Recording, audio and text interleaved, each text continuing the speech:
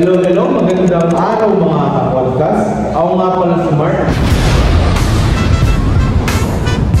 At kasama ko na si Jandrick.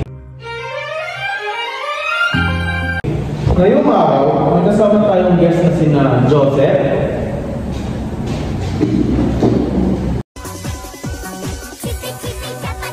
Aaron,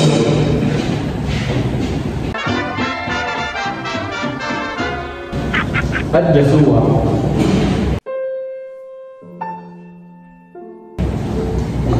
Welcome sa isa naming chill kwentuhan sa Katoktok kung saan tambay lang tayo, ngunit nadadagdagan ng ating kaalaman. Ngayong episode, para sa mga lakwatsero at lakwatsera, o kahit yung mga gustong makalayo sa gulo ng lungsod, meron kaming something para sa inyo. Bago namin umpisahan ang paglilibot sa Tarlac, ito muna ang isang fun fact about sa Tarlac. Alam niyo ba na ang Tarlac ay tinatawag na melting pot of Central Luzon? Bakit? Siguro kasi ang mga nakatira dito ay halo-halo ang dialect tulad na Ilocano, Kapampangan, Tagalog at Pangasinense. Pag sinabing Tarlac, madalas nadaanan ng iba. Parang transit victim mo nila Baguio. Pero kaya, naisip mo na ba na mismo ang Tarlac ang napagparang tayo? Ngayong episode, pag-uusapan natin ang mga related sobrang ganda at tourist pa sa Tarlac. Hindi ito itinerary. Isa itong paalala na saan yung hinahanap ng piece of adventure na sa mga lugar na yung pag-ibigay ng dance. So, una lang ito yung monastery ng mga panahon na wala ito. So, isa sa pinaka-iconic na spot sa Tarlac, nasa taas na ng bundok, may malaking dito sa pagkakunito ng Brazil.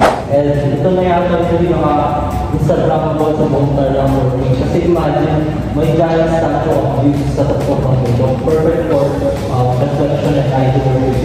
So, sulit ang view. Oo nga, maganda nga sa monastery ng Tarlac. Napuntahan ko na yun na sobrang lawak at ganda. Peaceful yung paligid, talagang tahimik.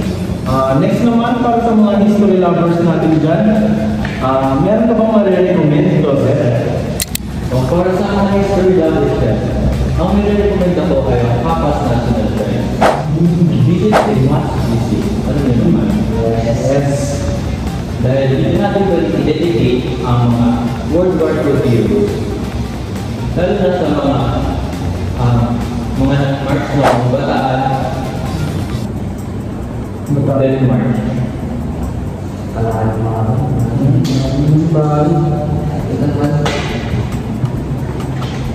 Parang ano yan? Trip back to sa nakaraan. Hindi sa nakaraan relasyon nyo. Nice. Narahin ko. Kalahan naman ng yun. Dahil, ano to, may strong message about peace and sacrifice din. Kaya kung gusto ko ng meaningful na trip, this is the place to go. Ganda ka na. Punta ka alam mo sa amin mo pa. Mahilig ka pa sa mga ganyan na history mo. History. Partner. So, kung ikaw naman ikaw ang nabilig sa Great and Banting Racing, siyempre, activity is the place for you. So, imagine your friends na nasa ng helmet, tapos para passenger sa yung pag-racing. Palami kung saan mga Verstappen mo. Pero siyempre, safe naman doon. Ang KCT is legal path for racing siya. Pero siyempre, hindi naman racing meron doon. May mga food stall doon. May mga room na pwede ka pa-sponsor. So, kapag pumunta ka doon, kahit hindi ka mag-karera, hindi makakasalan yung oras mo. Kasi mag-enjoy ka pa rin sa mga foods and mga dates with families or friends. So, kumbaga yung KCT is isa sa all-in-one boost na may spot dito sa Tarlac. Alam mo, meron pang ano dun yung KTV ba yun? Parang magkakantahan ba yun, no? Maganda ka yun. Lalo na, birthday. Gusto ko naman kasi. Jersey, no? So kung major lang na naman, as that info is for you. Hindi niya talaga kasi hindi siya ganun ka-commercial kaya kung gusto mo ng peaceful and vibe place, ito na yun. Pero next up, masadyo sa palayo. So may involving na trekking dito na parang adventure ka talaga. Pero syempre, may nalagay ka dito. Pero Peaceful, no? Mag-aangkong na kumbaga, no? Meron din akong dadagdag para sa mga nature lovers dyan. Yun naman ang balance. Nakatugin dito sa, isa din itong hidden gem sa Tarlac. Parang alam niyo yung parang dun sa Maria Cristina Falls. Hindi siya ganun kataas yung sa Rambalan, pero pag nag-dive ka dun, parang ang lamig. Parang mag-refresh ka lang yung katawan, parang nagpamasahe ka lang sa tubig. So yan, pagkatapos ng mga exam. Oo, tapos mo may stress sa mga exams, quizzes, tapos mong maabot sa lalo na yung pare, ngayon, swak na swak yan kasi tag-init, summer. Tapos lang din lang sa kulihan, so kung nature, no?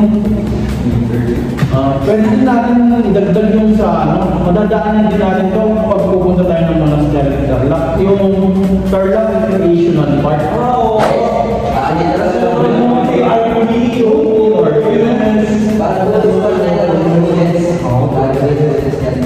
Lalo na pag hapon, maraming nagja-jogging. Dami ng dami. Meron din parang race track.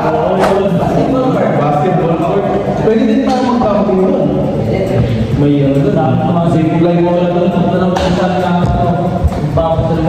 Oo, parang meron din swimming pool doon, no?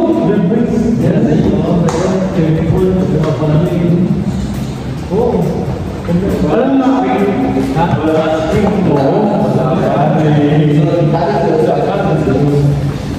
Alam na, alam natin, minsan yung may mga lugar na hindi natin pinapansin. Ngunit dyan pala yung mga lugar na kaya ibigay yung peace and thrill. O kwento na matagal na natin hinahanap sa buhay natin. Baka yan lang natin huminto sa biyahe, sa gulo, sa pagkabol, sa kung ano, para makita mo na, nandito lang pala.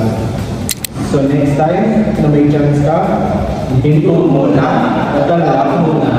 Thanks for listening sa podcast. Hey, bye guys!